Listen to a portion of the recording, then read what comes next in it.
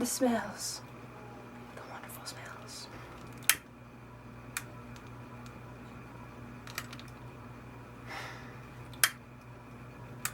Come on, light.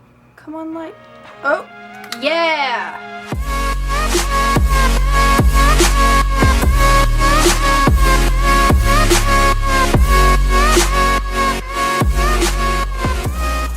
Hey guys, I'm back. Welcome to Serious Saturday, or is it Serial Killer Saturday? Judging by this candle, I'm gonna say serial killer. So yes, I've been gone for a long time. I deleted Last Talk Tuesday. My mom got really upset with the title and made me delete it. I'm sorry guys. I haven't posted for a while because I've been sick. I've missed so much school because I've just been dying on the inside more than usual. The entire county is out for this entire week because of sickness, and surrounding counties are. Everyone's out because everyone's sick. But anyway, I'm back. I'm going to try not to miss more uploads. I'm going to try to be the best at deadlines, unlike I usually am.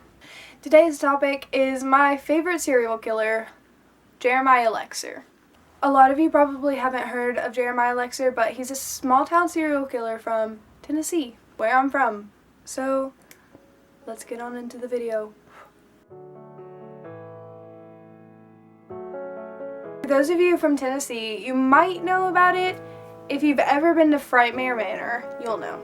So basically, Frightmare Manor is this haunted house in Talbot, Tennessee that has a real story behind it. So Lexer, his wife, his son, daughter-in-law, and their kids all lived on this plantation in Talbot, Tennessee. They were a really upstanding family. Lexer had helped form the town and helped create Hamlin County, kind of.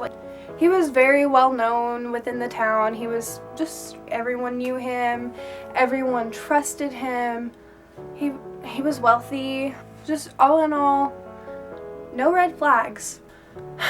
But Lexer suffered from bipolar disorder and acute schizophrenia, which led him to a 15-year-long killing spree, murderous rampage. He was operative from 1887 to 1902.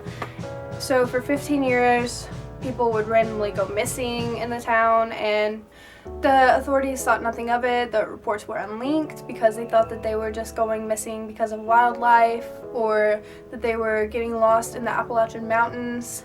So the authorities really didn't do any investigating because they really did not know that there was a murderer among them. So Jeremiah Lexer is directly linked to 27 murders, but a lot of people think it's closer to 100. For 15 years, Jeremiah Lexer was picking off people in the town, killing them in just brutal ways. Lexer tortured most of his victims. He had this one ironclad room in one of his barns that he left the victims in there and let them die from starvation. Most of his asphyxiations happened in his office upstairs, and he had a chute that he would put the victims' bodies in, and they would go down to the basement. And in the basement, he did horrific things to the victims. The dead bodies were dissected, stripped of flesh, and crafted into skeleton models. Lexer also burned some of the bodies or placed them in lime pits and other chemicals for disposal. Within the basement were discovered 2 giant furnaces, as well as pits of acid, bottles of various poisons, and even a stretching rack. Okay, he not only did this to humans, he did this to animals, and he did this to animals throughout his entire life, but nobody noticed that something was wrong with him. And back then, there was nothing that they could really do. So Lexer tortured about 21 people on record. Earlier I said that the number of people that he is responsible for the deaths of is 27, because those remaining 6 are his family. So on the night of July 5th of 1902, Jeremiah went on his final killing spree. He used a freshly sharpened axe to brutally murder his wife, son, daughter-in-law, and his 3 grandchildren, ages 4, 8, and 12. He spread incomprehensive words all over the walls in his family's blood. He dismembered their bodies and spread their remains throughout the manor. He ended his killing sprees by jumping out of a second-story window at 3:30 a.m. Like, that's just literally like the definition of evil. And his schizophrenia got the best of him, and he jumped headfirst out of a second-story window.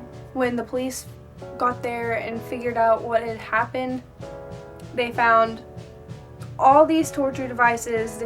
They found the remains of 27 people at the house, like in the property, but on the outskirts of the property they found about 30 more people. So Jeremiah Lexer is one of America's first small-town serial killers, and one of I honestly don't know how he's not like more well known, because there's like articles that say that he ate some of the bodies, but I'm not sure. But I know that he would hang up their flesh in the basement, and he basically decorated his basement with these people's bodies. Oof, creepy.